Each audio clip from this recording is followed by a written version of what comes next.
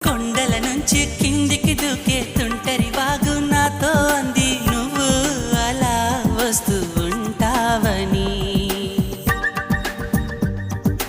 గుండెల నుంచి గుప్పున ఎగసే ఊపిరి నీకో కబురం పింది చలి నీకై చూస్తూ ఉంటానని. మనసు మునుపు ఎప్పుడు ఇంత ఉలికి ఉలికి పడలేదు కదా, మనకు తెలియనిది వింత ఎవరి చలవ ఈ గిల్లికింత. నాలాగే నీకు కూడా అనిపిస్తూ ఉన్నదా?